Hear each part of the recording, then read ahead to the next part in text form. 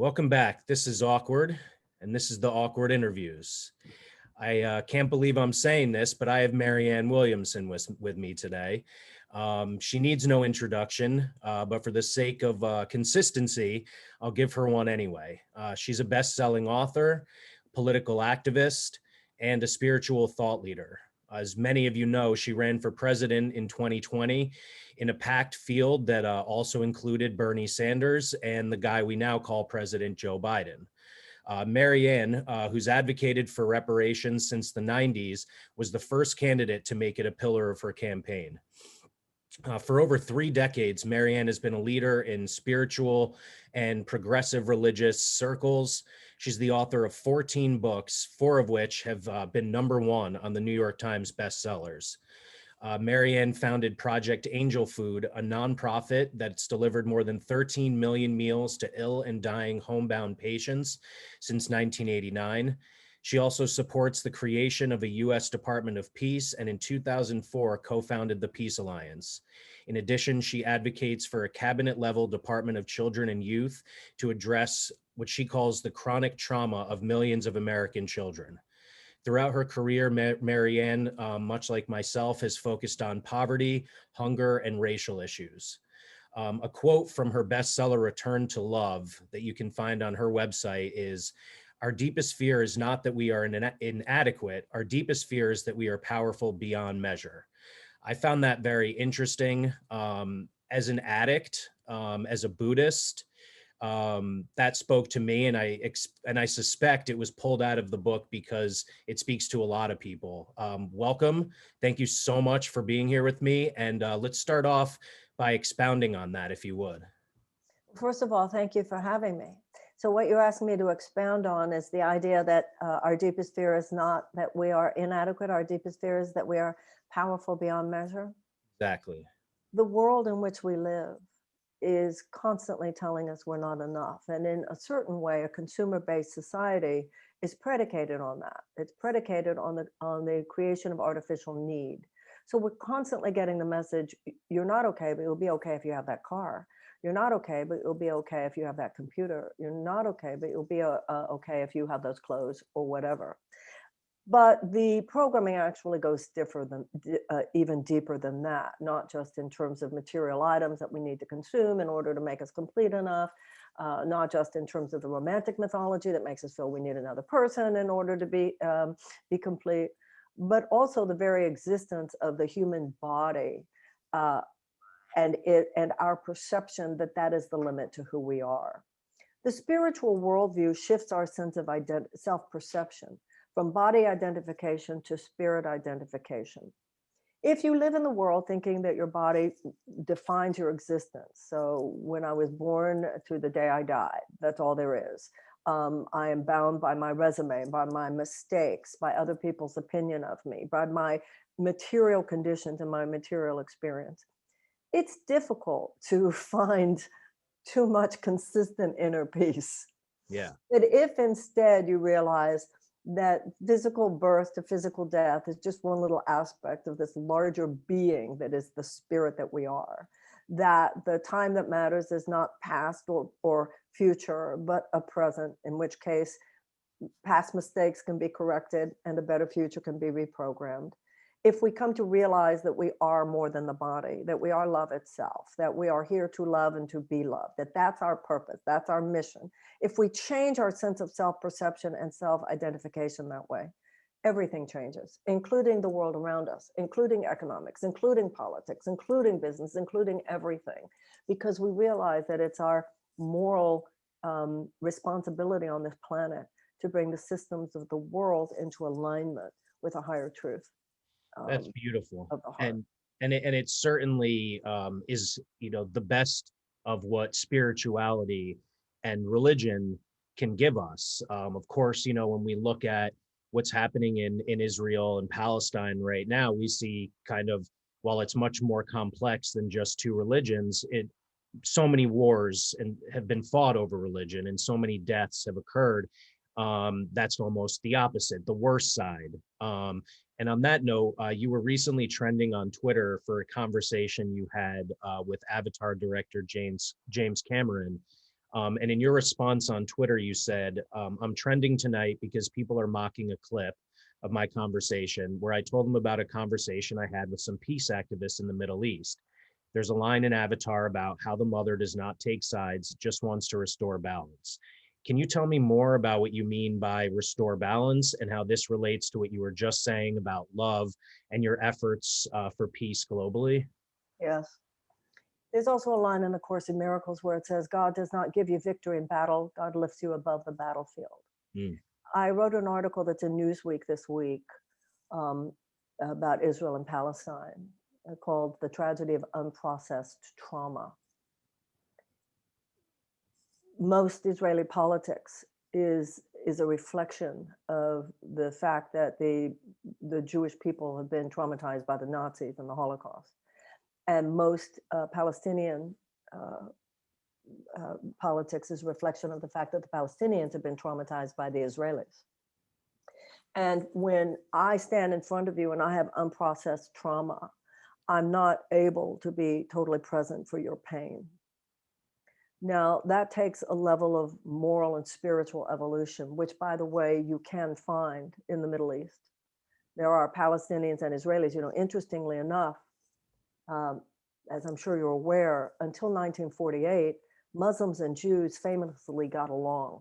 Yes. Both of them have had historically for many, many centuries a much better relationship than either one of them have had with Christians. Yep. We are anthropologically first cousins. I laugh with my Arab girlfriends, you guys got better hair. Why'd they get the thick hair? But you can just look at us. We're Semites. We're all Semites. You can look anthropologically all the way back to Ishmael, right?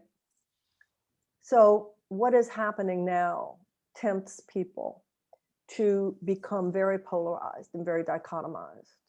And what you see, particularly in the United States, I think you see this in the United States more even than you see this in the Middle East. In the United States, people are either pro-Israel and willfully ignorant, willfully invalidating the profound systemic oppression and suffering of millions of Palestinians.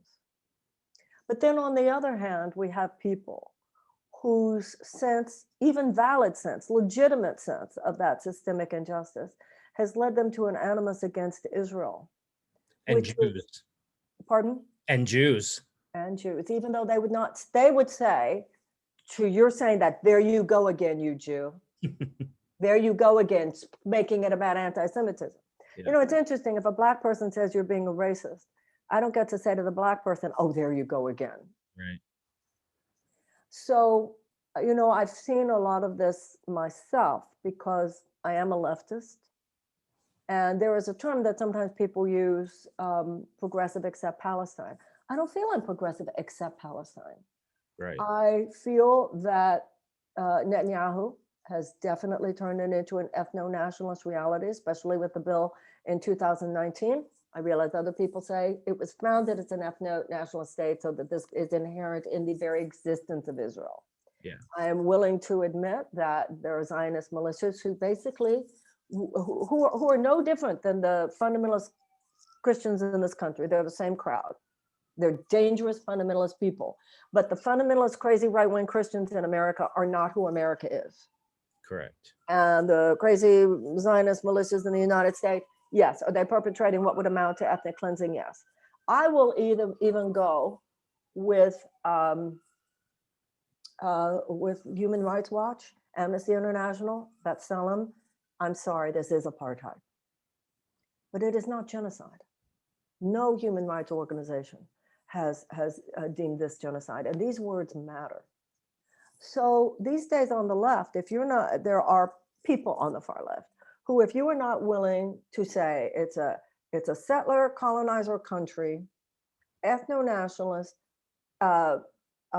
ethnic cleansing, and apartheid, which leads, by the way, to the conclusion, it's a Hamas talking point list. So then it really leads, therefore, Israel has no right to exist. So where do you go in America? Either with right-wing, we're not even going to look at the suffering here. So I think it's extremely important when you ask me, what does it mean to say Mother wants to restore nature? I believe in a God who loves all of us equally. And I believe as an American, when it says God created all men equal, that doesn't just mean all Americans. And this is why I feel a passionate commitment to the two-state solution. It is on life support, but it is not dead yet. Now, some people, of course, people on the right and the left want a one-state solution. Netanyahu wants a one-state solution. People on the far left say they want a one-state solution where all is equal and democratic, which sounds lovely, but they're almost like the neocons before the Iraq War. We're just going to go in there and kill a few people, and then it'll be this wonderful democracy. Mhm. But if you question that, so it's very, it's very difficult to have a nuanced conversation on Twitter. Yes. And we have lost the art in the United States. We've lost appreciation for good faith conversation. And we've lost appreciation for the fact that you and I don't agree on something doesn't mean you're bad. You're not bad for disagreeing with me. I'm not bad for disagreeing with you. Nobody has a monopoly on truth. And conversation, that's why when you said, this is no frills, I'm the same way with my podcast. I just want to be like Charlie Rose. I just want people to talk. Mm-hmm. We need long form conversations. You can't get something as deep as this from soundbite, but you also can't get to something as deep as this if you say the wrong word. What I find with many of my own, I'm a lefty, but many of the people on the far left, not only do you have to agree with them, you have to say it in the words they want you to say it. Yeah. And it's so thank you for Yeah. It's complicated. It's complicated because I like, on the one hand, I don't want to share with the right the reality of our difficulties on the left, but at the same time, we have to hold each other accountable. And there is so much of what you're saying on and off Twitter about policing each other, down to language. And I'm going to touch on language later too. You're but right. I agree with you. So, and like Twitter's a very good example of that. But I got canceled the other day. I mean, I was just like, whoa. And it's tough when you have such a huge platform. It's even more like every little tiny thing you say is looked at with a magnifying glass. I mean, and actually it's not, and yes, and sometimes they read the first sentence and they don't even read the second or third sentence. So yep. I wouldn't have a problem if they actually looked at it with a magnifying glass. Right. They look at it with a quick projection and reactivity. Sometimes it's not even exactly what you said. Good point. Yeah.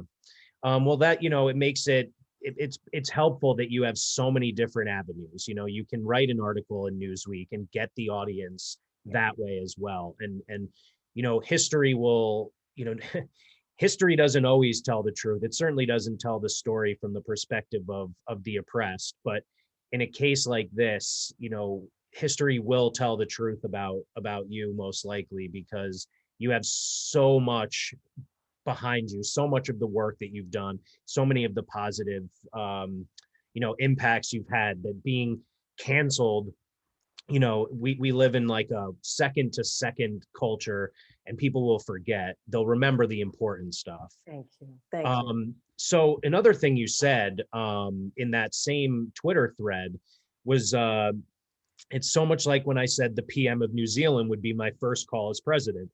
Oh, she's so stupid. Like when I said we should pay reparations or see our healthcare system as a sickness care system or realize the scourge of environmental justice. Such a silly girl. And there's a lot to unpack there. I'll go backwards. Your line, such a silly girl, spoke to me more than any other part of it. And it probably speaks to a lot of women who are still treated differently and less valuable than men. The same could be said for trans people and, across the gender and sexuality spectrum. Can you think of any other examples of when you felt this way? And and I'm sure there's many, but any you're willing to share. And what is the solution, do you think, to equity across these spectrums?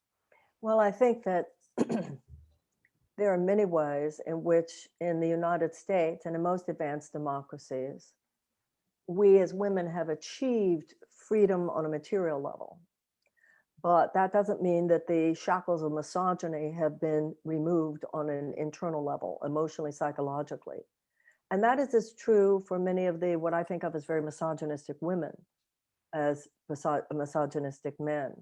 I felt during my presidential campaign that the willingness to um, lie, the willingness to base a story on anonymous tweets, the willingness to perpetuate a myth for no other reason than that it was funny, was as true of many women as it was of men. As a matter of fact, it was also true among people who knew better and didn't want to speak up.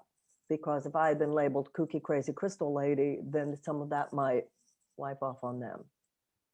So, like you were just saying, I wanted to call the Prime Minister of New Zealand because she had said that she wanted New Zealand to be the most um, the best place in the world for a child to grow up. And I wanted to say, no, you're going to have some competition for me. But I realized that in my nervousness, I expressed myself in a way that was easy to mock. Girlfriend, I get it. I take responsibility for parts of my delivery. On the other hand, someone like Andrew Yang went into his volunteer office and he put whipped cream in every volunteer's mouth, and everybody went ha ha ha. He Right. could be just laughed with in places where I would be laughed at. Yeah. And I think that that's definitely misogyny, and I think Andrew would agree with that actually. And it actually extended itself into more than that. It was, as you just mentioned, I believe, not only was I the only person on that debate stage who mentioned reparations, I was also the first person to bring up the issue of environmental justice when I talked about Flint, Michigan, and that it wouldn't have happened in Grosse Pointe.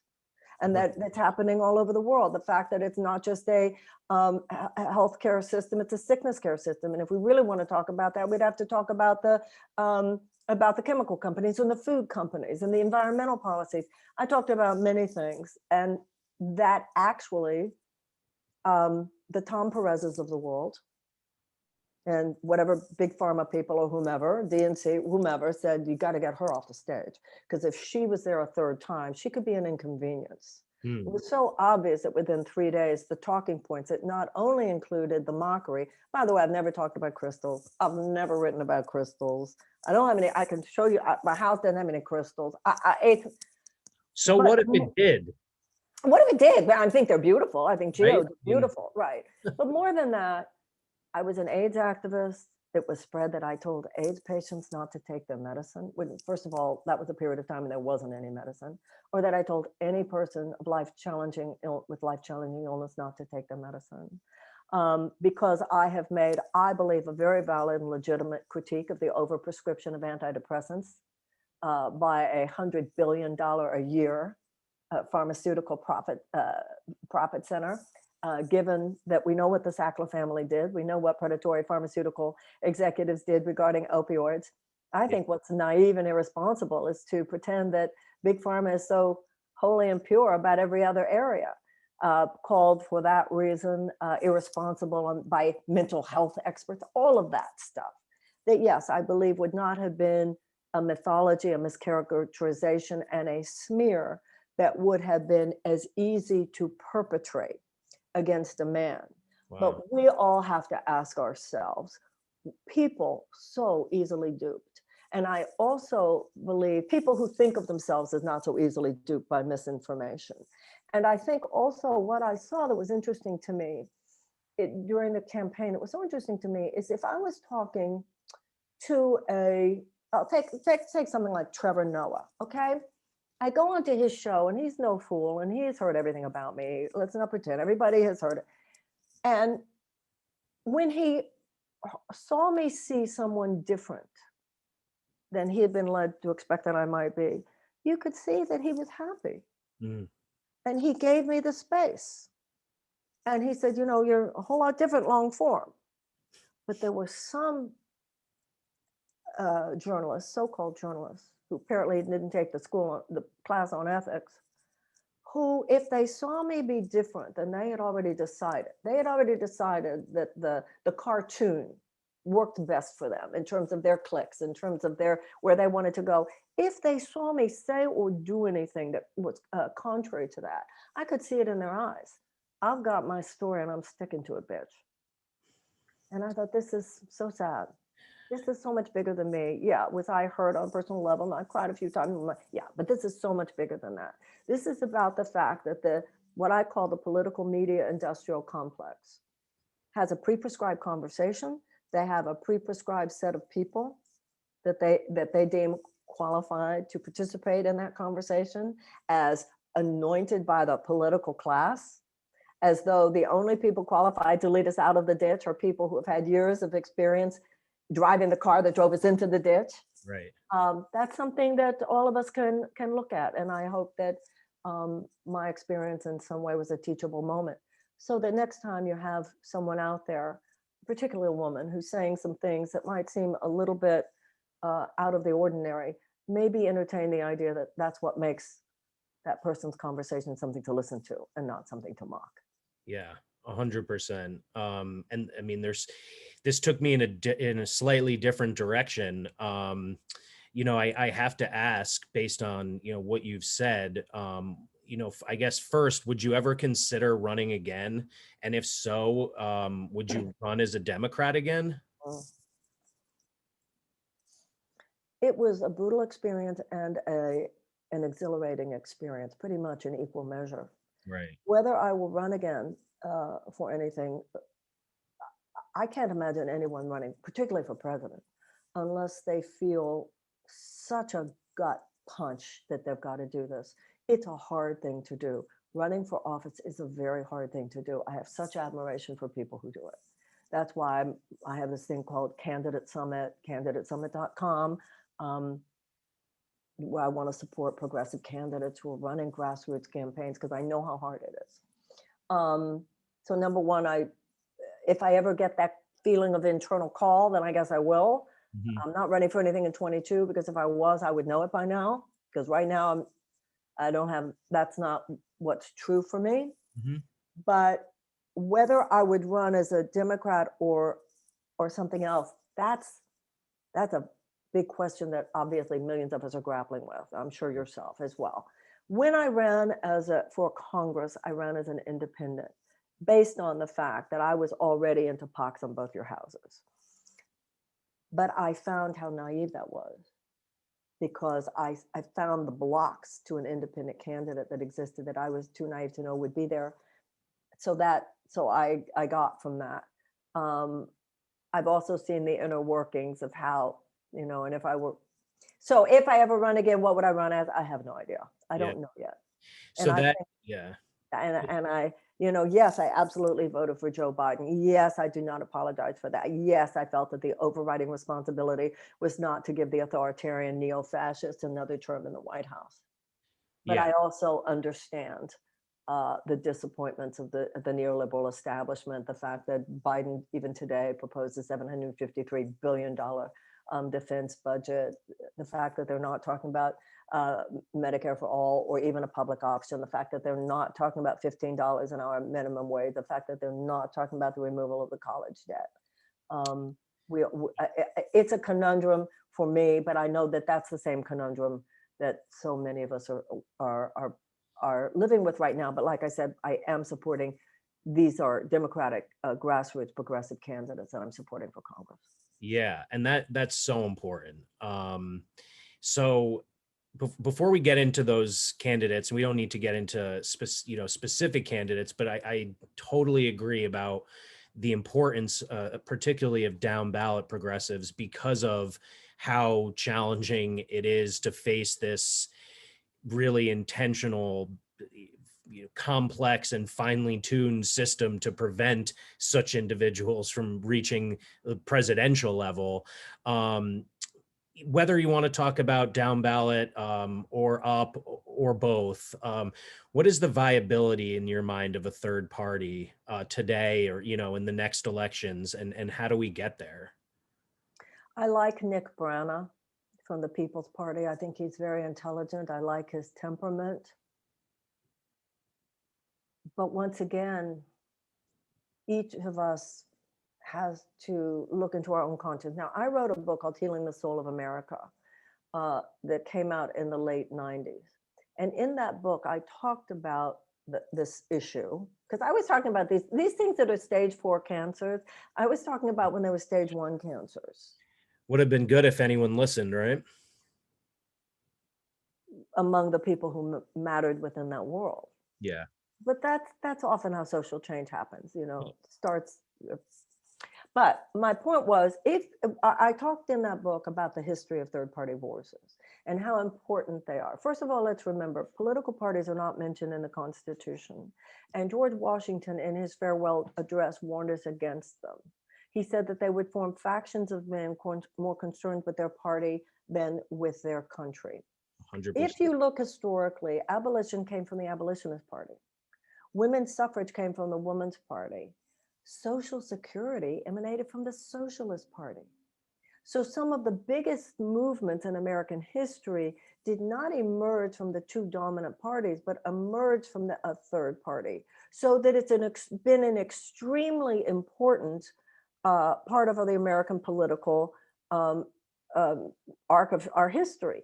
Now, it was after George, interestingly enough, if you look, it was after George Wallace's ascension that the Democrats and the Republicans formed this particularly unholy alliance, working very hard to keep anyone out of the conversation who was not one of them.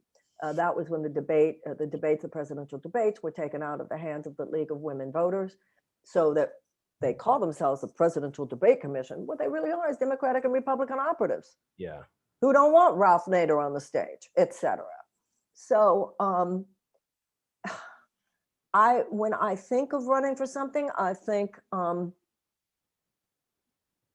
hell with getting elected. You know, you probably won't get elected, but say what needs to be said so that the American people would have the option of going in a certain direction, even if the main political forces would not be allowing it at present, and corporate forces. The problem, as we all know, is that you could help elect a Donald Trump in that case, Yeah. Jill Stein, et cetera. So Yeah. That all- that that is that's the the conundrum. what's that? That's Yes, the that's conundrum. yeah, exactly. But I feel like it's essential to have people with that perspective, because when it works, when they don't find a way to mock, when they're forced to listen, it Mhm. can impact the platforms. It can make significant changes to the stances of those who may get elected. Um, of course, what someone says when they're campaigning isn't always what ends up happening when they're elected. And unfortunately, there's a more and more distrust of the Democratic Party on the left, even at the, even down ballot, where candidates that I'm supporting who, are incredibly bold, who are including abolition of police and prisons in their platforms. If they have a D next to their name, I get a lot of responses like, don't buy it, not voting for them. As soon as they're in, they're going to do what the squad has done.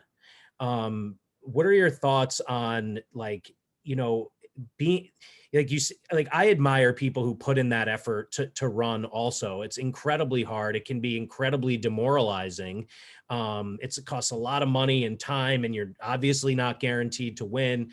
But for those who do, why is it that it is so hard to stick to what you ran on? And how do we push those we've elected to be held accountable to what they've promised us? I can't speak for people who are there, but apparently there's some deep seduction. There's some deep lure. Nancy Pelosi must give you her cell number and tell you to call anytime. Yeah. It's the only thing I can figure out. AOC, I admire her very much, and apparently she's playing the long game, which I don't judge her for. But I agree with Martin Luther King. Beware the dangers. What did he say? The drug of gradualism. The something drug, the tranquilizing drug of gradualism. He talks about the dangers of incrementalism. Yep. The Democratic Party, even when they're doing the right, what you and I would call the right thing, too slow, too little, too late. And Yep. by the way, that too slow, too little, too late, I think, is a recipe for losing in 2022 because people are not getting the visceral, oh my God, my college loan debt has been at least dramatically reduced. Oh my God, there's a public option at least.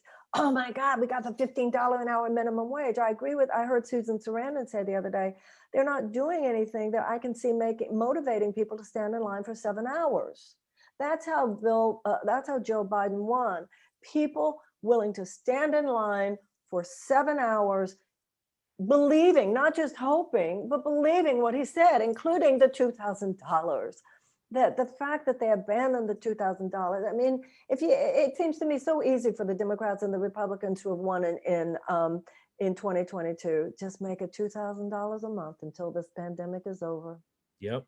I mean, Just they can do it take with the the, corporations, right? yeah. So, So why people like the squad are not exercising greater power. I heard Cori Bush on a television interview say, well, it's like Sister Ayanna says, in the end, we vote alone. And I went, oh no, I thought the point was you were going to vote as a block, and that's how you were going to exert your power. I don't get it. Why are you voting alone? I mean, the point is that's how politics works, that you say in some things we're going to stick together on this, and that's what's going to give us the power. I can't speak for them. I do not agree with those who have said to you, why elect any more Dems, because they'll just go in there and play the same way. I don't think that's necessarily true. There's no logical jump from A to B there. And when I think of some of the Democratic candidates running now, Jessica Mason in Texas, Derek Marshall, Shervin Azazi, Muad Herezi, Christine Olivo, I mean, Alexandra Hunt, Ali Dulcimer. I mean, these people are so amazing. And one of the things that they have is the benefit of having seen the squad disappoint us in too many cases. And I think that they would go in and say to the squad, we're not just here to support you guys. We're here to bring in something that we haven't seen you exercise that much over the next 2 years, but we want it to go that way. Yeah, I agree. There is no logical jump. And that means that there's a chance it won't repeat itself. Mm-hmm. And I did hear you mention Alexandra Hunt. Is that correct? Love her. Don't you love her? She was the one I was thinking of when I said that. I think she's fantastic. Totally agree. Yeah, in Pennsylvania. And I'm sorry. No, go ahead. I feel with some of these people on the candidate summit, particularly some of these younger ones, I think it's so important to support them. I've looked at a couple of them and thought, you might not win this time, but you're going to have a career. I see you a senator someday. Mm-hmm. But I think awkward. One of the things we have to challenge is the resistance to electoralism that too many people on the left have. The reason we do not have policies that support working people is because not enough working people are making the policies. It's very simple. But because of the undue influence of money on the system, the only way we can counteract that is by getting involved with small dollar donations very early. Yep, that's great advice. I often advise people who are wondering what they can do to help, how they can get involved if they're, not able to go out and protest. They're not able to, go to city council meetings and push for things. If you have the money, if you're able to, donating to these types of candidates that Marianne has vetted for you, along with mutual aid in your area, those are two incredibly helpful areas. And go ahead. well, when you say if you have the money, that money could be $3. Money could be $1. When we did this candidate summit, of the candidates are on there, over 50,000 people watched it. If every person had sent $1, Mm-hmm. and I had divided that equally among all the candidates, that would have been really a big deal. Yep. Yeah. And people are willing to spend $7 on a coffee. So, right. Yeah. I mean, I guess there's no harm in, I'm always hesitant to tell people like you can afford it because it's only $1, but at the same time, you can't afford it. It's only $1. And Bernie Sanders has proven the extraordinary money that can be raised on small dollar donations. Absolutely. And also the fact that even someone like him can't get elected because of the way the system is constructed. Couldn't. Don't say can't, couldn't. Fair enough. Fair enough. Did you Um, see that Tom Perez took a job with a labor busting law firm? and speaking of labor and union busting, I have a call later today. I'm hosting a call with Sarah Nelson. Um, Mm, she's who's fabulous. yeah.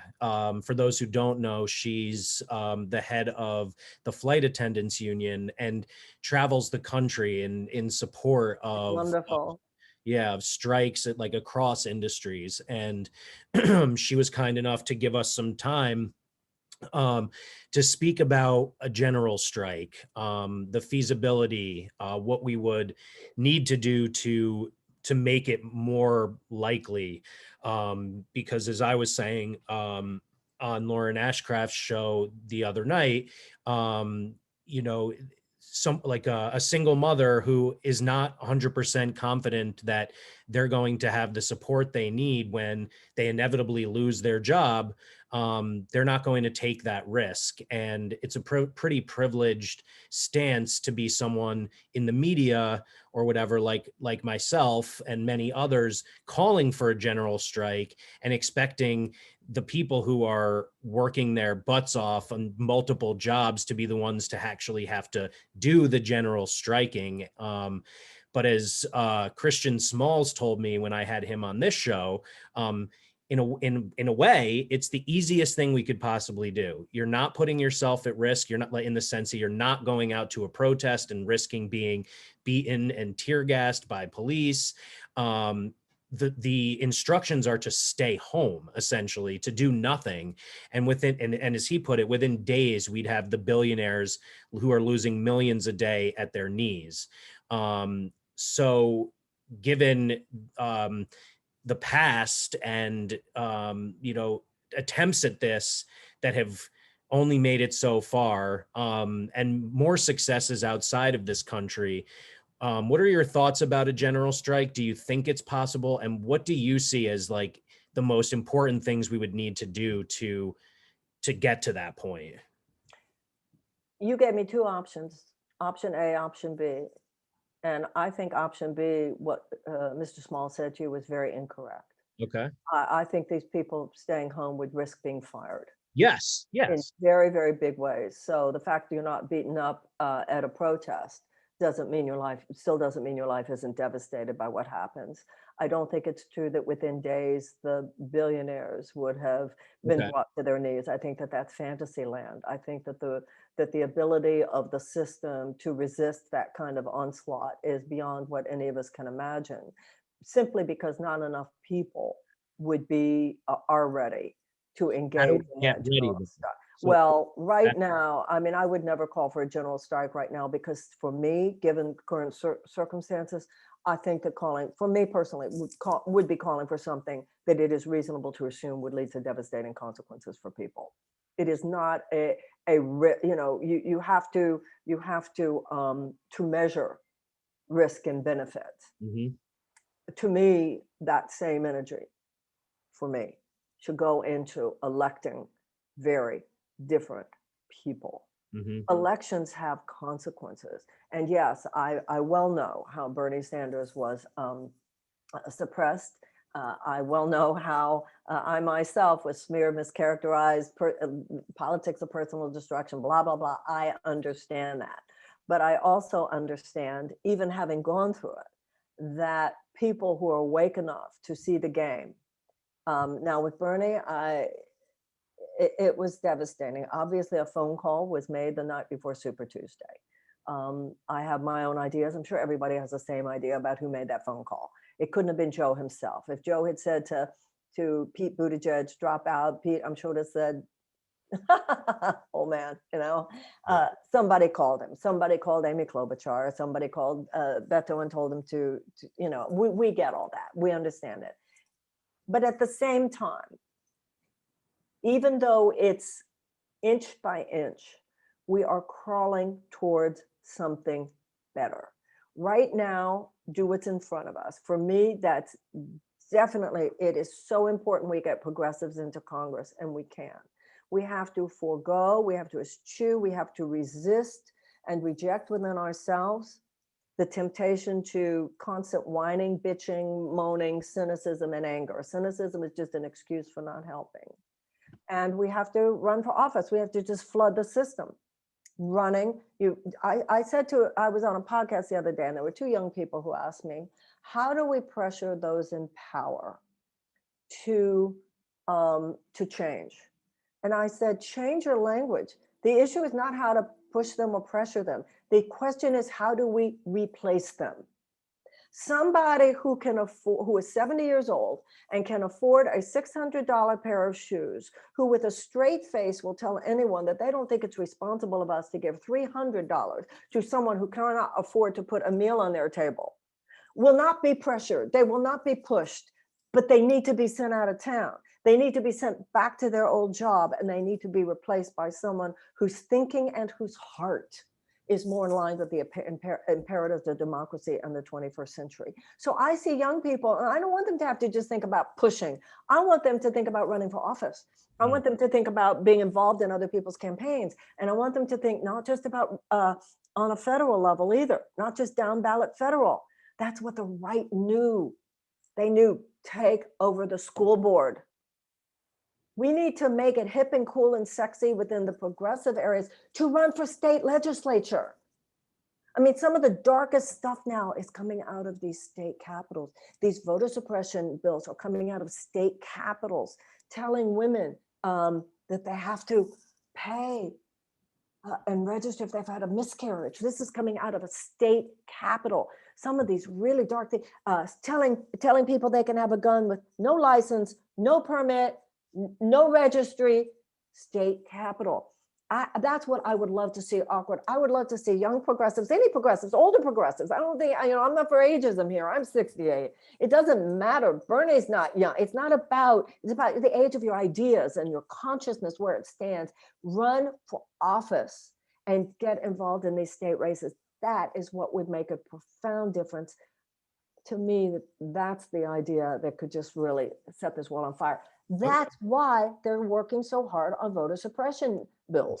Right. That's a really good point. I mean, if you're wondering whether it's true, what you're saying, take a look at the people trying to make sure it's incredibly difficult. Yeah. And if we started running progressives everywhere they look, there's a great progressive, there's a great progressive. And Dennis Kucinich once said to me, there's a success to every campaign. Mm-hmm. If you moved the needle an inch, you were a success. All right. So you've mentioned inching, but you also mentioned earlier the problems with incrementalism. I'm a co-founder of 10 Demands, an abolitionist organization we created in 2020. And the idea is to create a roadmap for creating an alternative humanist society that no longer needs cops in cages.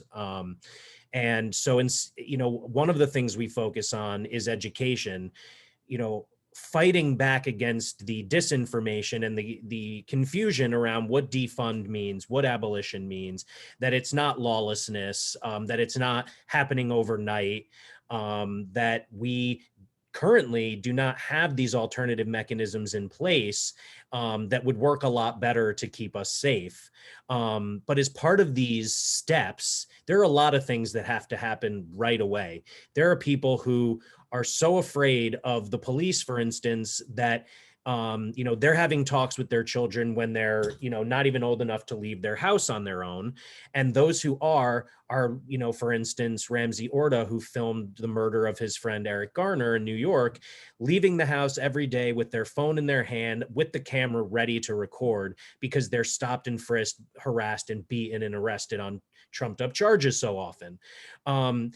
So we're constantly fighting incrementalism. Another example of, incrementalism and reforms that don't actually chip away at the system are Biden's, promise to end private prisons, which only make up 8% of prisons, and also assume that prison is still the answer. They just shouldn't be private, even when state and federal prisons have huge profit centers and, make lots of money for lots of industries.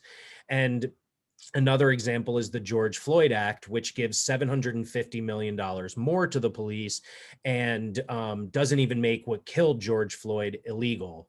So what do you say to the people who every day are like, you know, like I'm on the streets, I'm talking, like I'm protesting, or I'm talking general strike right now. I'm willing to lose my job because I can't wait anymore for God knows how long, one step in front of the other. It's just taking too long and my life is at risk. Unfortunately, protests are not having the effect that they should be having. The BLM movement was the largest protest movement in the history of the United States, and it has not led to one legislative change yet. Federal. Federal. Yeah. That's correct. The George Floyd Act, as you mentioned, is a Band-Aid and nothing more. We need a fundamental change in police training. If you look at what is happening in other countries, it takes 2 years, 3 years. It's a very sophisticated path and agenda by which someone even becomes a policeman, whereas here it's 21 weeks of what amounts to far less training and far different training, I think, than we should be having. There is nothing in the George Floyd Act which addresses that. There's nothing in the George Floyd Act which addresses ensuring that there will be a nonviolent path to de-escalation, into which that the policemen are very, very trained to make happen. And it does not in any way call for any kind of federal investigation into the widespread infiltration of our police by white supremacist groups, which we know the more we look at it, the more serious that problem seems to be. So you're absolutely right. Not only does the rot go very, very deep and the corruption go very, very deep, but you're absolutely correct that the George Floyd Act doesn't even begin to cover the deeper levels of concern. I know Merrick Garland did say, and I do believe that he is, doing civil rights investigations into police forces around the country. But remember, there are thousands of discretely separate police forces all around the country. Yes. Everything that you said is true. We have to lead people into an understanding of what a change would look like. That's why I think looking at the European models, I think people would be very, very surprised. How do they do it in Germany? How do they do it in Spain? How do they do it in France? People, when you see videos on the internet about, well, look at how they got that guy, and that was in Germany or that was in Spain. I saw a video the other day of a white woman who had a meltdown at an airport. Did you see this? I don't think so. She had a complete meltdown because she didn't like the way she'd been treated when she went into a restricted area, and the policeman treated her so gingerly. And I thought, my God, we've seen Black people murdered for a fraction of what by police, for a fraction of what we've seen this woman do. So I think the question becomes what you ended with: what do we do? And I think we have learned, unfortunately and painfully, that protests alone aren't going to do it. All I can see, all I can see, we need different people in office. Yeah. I'm sorry, we need different people in office. And without that kind of change, without the change of people actually pulling those policy levers, who have a different consciousness, who are willing to go deeper, who are willing to be honest truth tellers, who are willing to deal with the underlying corruption, the underlying rot. We need them in the state houses, we need them in the gubernatorial seats, we need them in the district attorney offices. Like, most lefties don't even think about, well, who's running for district attorney? Who's running for attorney general? It's so important. Who's running for secretary of state in my state? It's so important. So the answer to me always gets back to that. Run. I agree, because I certainly agree with that last part, because we've created an open letter that people can send to their state, federal Congress, their governor, and their mayor, calling for an investigation or, an honest review of the 10 demands, and to start to listen to what their constituencies are saying about the endemic problems with policing and prosecution and sentencing in this country. But to your point, if the people who are going to be receiving these letters are who they are and not going to change, then we should probably be spending more time making sure that the people who are going to receive these letters are going to actually read them and care. Yes. Now, that doesn't mean don't send the letters. Agreed. And it's important to read the letter yourself so that you know what it is that you want. I'm not in any way discouraging that letter. That letter is important because it's important that we articulate, conceptualize. Someone like you is conceptualizing it, communicating to us, then we conceptualize it, then we articulate it. But we must not forget, then ultimately we need to run people on a platform of saying these things. Yes. And then when I was saying inching forward, I didn't mean in an incremental approach as in policy. I meant an incremental approach as in you take someone like Bernie Sanders and what Bernie Sanders did for Medicare for all. Mm-hmm. When he first talked about Medicare for all, people thought it was such a fringe idea. Now you have the majority of American people who actually support it. Fair enough. Yes, that totally makes sense. Yeah, things don't change, like mindsets and, changes in consciousness don't happen overnight, certainly. Right. And to your point about the protests, we've seen 20 plus cities defund hundreds of millions of dollars and reallocate hundreds of millions of dollars to alternatives, like housing for houseless people or substance abuse treatment or social workers who respond to mental health crises. And these are the steps we want in the right direction. We want that across the country. But at the end of the day, police funding actually increased again in 2021. So that was the response to the longest sustained period of protest in our nation's history. And my question for you is, knowing that, first, where do you stand on defunding and abolition?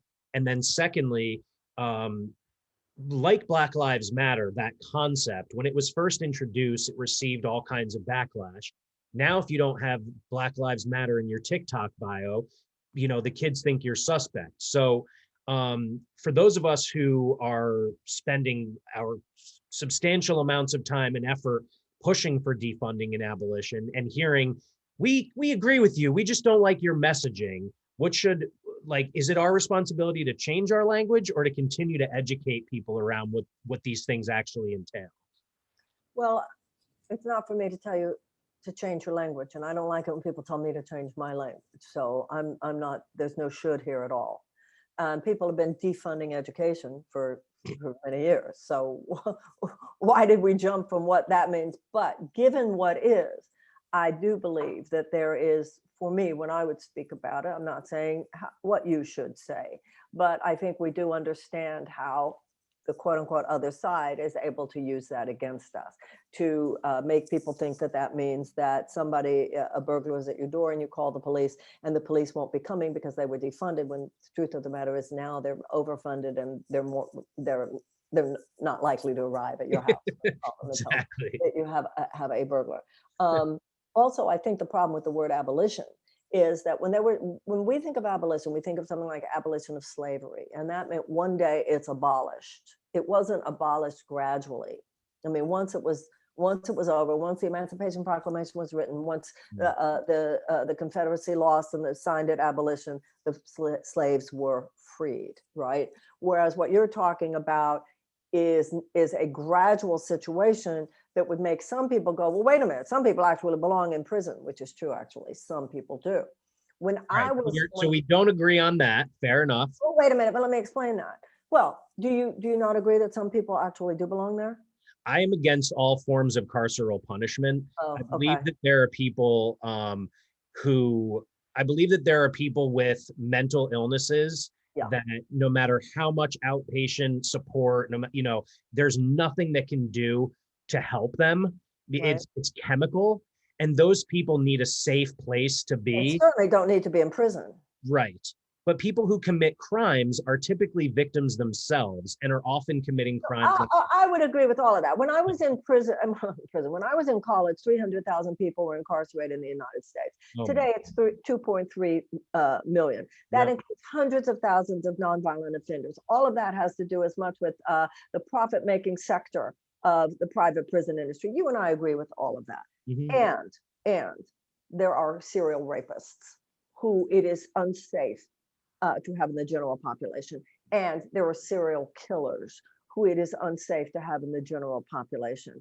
I, as a woman, if you say to me, somebody is a serial rapist, he's raped and murdered, let's say, several women, there are people like this. And I believe that it is responsible for them to be held outside the general population for the safety of the general population. I agree. I don't think they should be held in places that mimic our current I would agree with that. I would agree with warehouse. that because if once again, look at the European models. You know, my daughter went to law school in England, and when she was as part of her education there, she did some projects working inside prisons. Now I've done that also, Me too. working Yeah. with people in prisons here in the United States. But this was in England, and she told me one day, she said, "Mommy, it was so interesting. This man um, called himself a convict, said something about us convicts, and the warden, she said, 'Mommy, they said you are not a convict. You Hmm. were just someone who has made a mistake.'" That's awesome. So the consciousness is not one of punishment. The consciousness is one of rehabilitation. And that's the worst aspect of the US prison system, is not just the terrible criminal injustice of the system, particularly in relation to Black and brown people. A Black person is liable to get 20% longer of any prison term, a prison sentence, than a white person who committed the same crime. White people tend to use drugs on the same rate as Black people, but Black people are much more likely to be incarcerated, et cetera, all of that. But in addition to that, even for people who are there, we have a consciousness of punishment rather than a consciousness of rehabilitation. Yes. I'm And also very concerned about the infiltration of that system as well, by the same kind of white supremacist groups yes. as we see with the police forces. And it's been decades of infiltration. But at the same time, I'm always careful to remind people that it's a white supremacist institution in the first place. They were created post-slavery, with slave codes and changing laws and creating new laws to figure out a way to continue to profit off the backs of Black people. So Well, it's like, go there ahead. were jails and prisons though before. There were jails and prisons, but there were like the actual police that we know today were created post-slavery, and their predecessor was the groups that were created to round up slaves who Right. escaped. And they literally created new felonies based off of what newly freed slaves were doing. That is right. And so it's like, it doesn't surprise me that there's infiltration. It makes sense. And that's why I look at it as not a few bad apples, but the whole tree or the whole orchard being rotten. And for those who don't know, when you were running for president, you called for a variety of things that fit right in line with the 10 demands. You mentioned prisoner rehabilitation, or the rehabilitation of incarcerated people, and also reentry support, something that is very lacking, and combined with poverty and systemic racism, perpetuates rampant recidivism. You also called for trauma-informed justice in courts, restorative justice, which is very similar to the reparative transformative justice we talk about, early intervention, and the alleviation of poverty. Those things really stood out to me as being on the right side of this, understanding what causes crime in the first place and what would really make us safer. So I know I've kept you for an hour. Do you mind closing out, just because this is my my main priority in the world. Can you describe for the listeners, you know, where you came up with that, like why that was your justice platform, and how early intervention and the alleviation of poverty would keep us safer? Statistically, a vast, vast majority of inmates in America's federal prison system had multiple what's now called adverse childhood experiences. We now know things about early childhood they didn't even know 15 and 20 years ago. We now know that 90% of the brain is developed before the age of 5. That's why I called not only for a Department of Children and Youth, but also for a Department of Peace. We tend to neglect children, first of all, because you were just like you were talking about the prison system being based on slavery. The economic system in the United States was devised before women had a voice in the public realm, and child raising was just considered woman's work over there somewhere. The capitalist system has had such dominance as a guiding force within our political system that those who are useful to the capitalist system are deemed the most worthy of support. That's why children are basically neglected and older people are basically neglected. Children are not old enough to work, so they have no financial leverage. They're not old enough to vote, so they have no constituency. So the needs of children chronically and systemically neglected to the point where we now have children in elementary schools who are on suicide watch. We have children who are traumatized before preschool. If you have a child who grows up in poverty, if you have a child who grows up like millions do in this country, going to schools where they don't even have the adequate resources to teach a child to read by the age of 8, then statistically, the chances of that child graduating from high school are drastically reduced, and the chances of incarceration are drastically increased. We need a massive front ending of our resources in the direction of children. So until we take the tenets of preventative medicine and apply those tenets to healing the society at large, then all we will be doing is constantly producing more and more dis-ease, constantly producing more and more dysfunction, constantly producing more and more human despair, which turns into more and more human violence, either violence towards ourselves in the form of drug addiction, etc., or violence towards others, all of which just feeds the system that has turned all that suffering into a profit center. So that's why we will not be able, what you're dealing with, as important as it is, you're dealing with the symptom. And you realize, of course, we have to deal with the cause. And that is why peace building, not only you were talking about reentry, you were talking about, we were agreeing how important it is, but a lot of the people who will be given that support and reentry should never have been put into the prison system to begin with.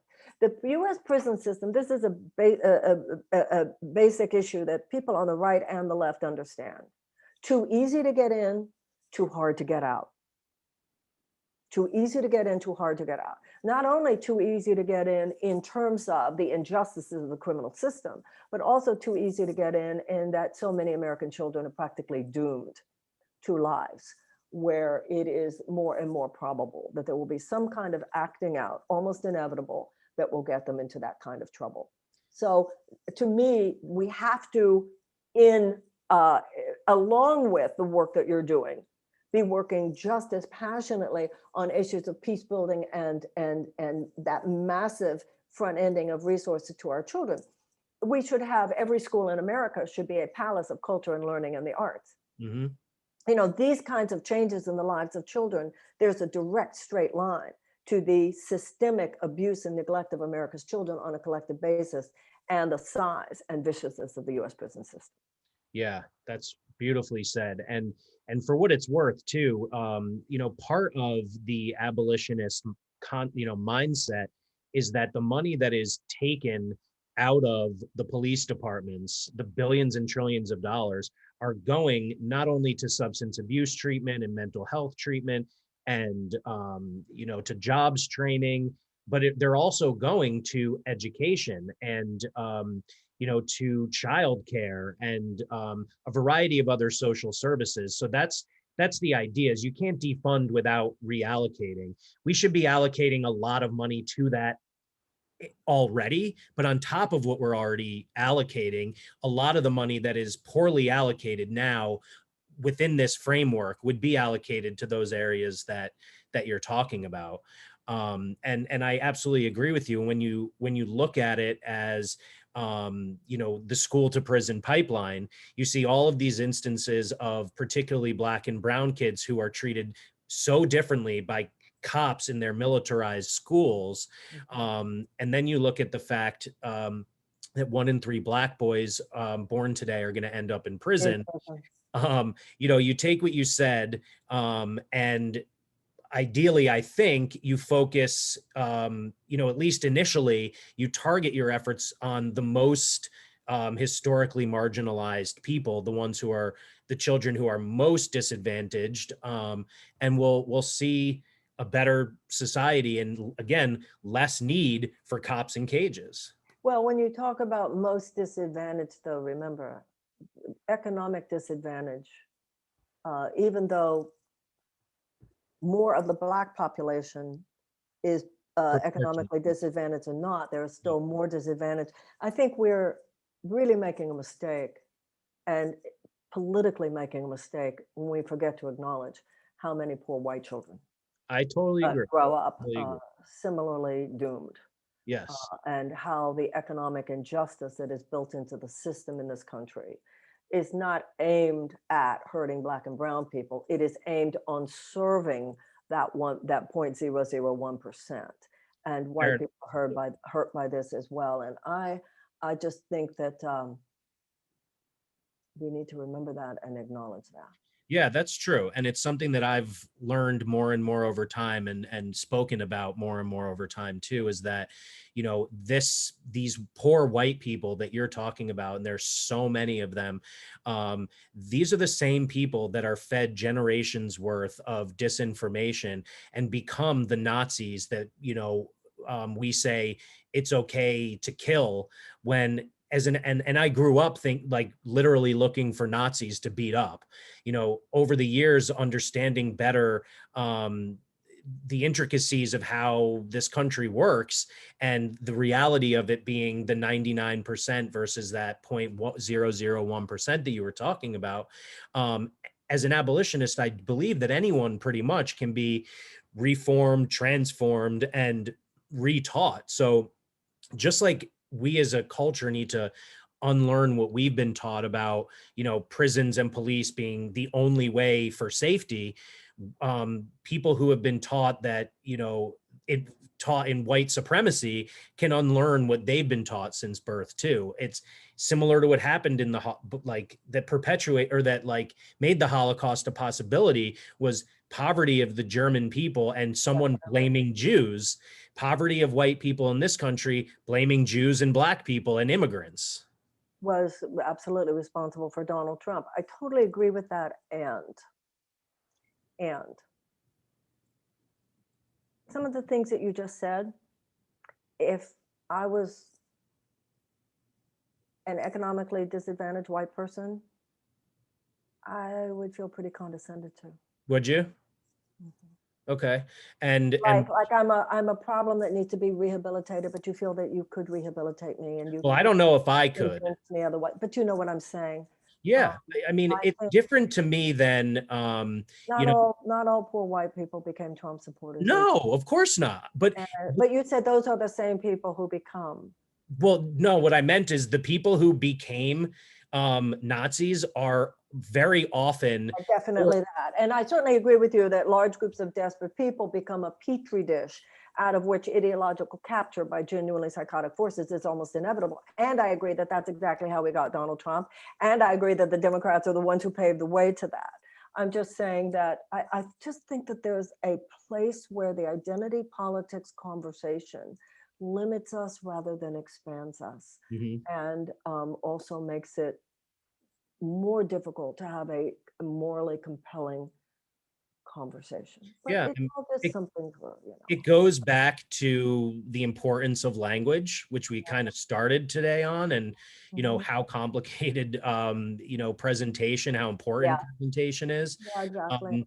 But as a working class white guy, like they don't have to know that I'm Jewish. I wasn't privileged and beyond my white skin. And one of the first things I'd love to talk to people about is understanding their white privilege, as hard as it is to understand when you're so poor. Beyond that, understanding who the actual causes of our poverty, of our generations worth of poverty, and based on where we live and our access to quality education, and all of these things are much greater dictators of where we are than too many immigrants in this country. Well, certainly, but I also believe that when we are not addressing someone's suffering, we have a lot of audacity to talk to them about their privilege. Mm. Okay. And I know a lot of people say, talk to me about my suffering, and then talk to me about my privilege. Yeah, I mean, They would say, I don't feel any privilege. no, I And know they not me personally, because I feel I live a very privileged life. I'm talking about many white people who are not. And Yeah. when you say talking to them, I just don't. Well, I think, there's so much that I've learned from you today, and so much that I'm learning from you as we end this conversation specifically, because I did use the words, I would talk to them first, as someone who cares about people, as someone raised by a social worker, I would hope that if I were in this position with an individual, I would try to get to know them, and I wouldn't start by being like, you're privileged. I would hope Yeah. that in But an actual environment of this, that I, wouldn't be my. I would submit to you that it's more than your language. It's where your heart is. The reason Trump won is because in 2016, there were two candidates who validated people's pain. Mhm. Two candidates validated people's rage. Two people validated with, yes, you are screwed. You're right. The system is rigged against you. Bernie Sanders and Yeah, Donald Trump. And that's I don't think Bernie was just doing it from a place of language. Bernie was doing it because he believed it's true. He Mhm. was making a universal message to the majority of Americans who felt economically uh, wronged, that Mhm.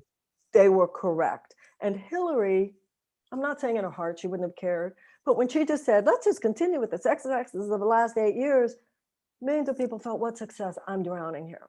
And then we know what the Democrat did to Bernie. So his message that would have given us a very progressive president was at that point just talking about the economic injustice.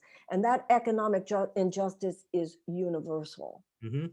And that's not just a change in language. That's people want to feel validated in their pain. And 99% of Americans are in that pain. Let's start Yeah. with that. Yeah. And what I find, that's what I found. And that's what I found as a candidate as well. Let me talk about your pain. And then out of your pain, then let's also talk about other people's pain. But if I want to talk to you about other people's pain before I want to validate yours, they're sitting there, fuck you, lady. And I understand why. Yeah. Yeah. Those are really great points. So let me ask you, last question. Do you ever listen to rap music? Yeah, I listen to kind of whatever is playing. Yeah. All right. Okay. So I'm only asking this to you because it's you, and I really want to know that you've done this for me. We did a theme song for 10 Demands. It's a rap song, and it's about a lot of the stuff we've been talking about. Uh-huh. So to close out this conversation, I want you to commit to listening to that song if I I will sing do it that. to your people. I will be glad to do that. Wonderful. So you're a musician also? Yes, before, yeah, I mean, I grew up, I was raised by an activist mother, and there was always music in the house. And from the beginning, I've combined the two. Great. All of the money I've ever made from my music goes to organizations that are working to help people. And I've kind of leveraged the fan base I got from music to reach more people with the work I'm doing. Great.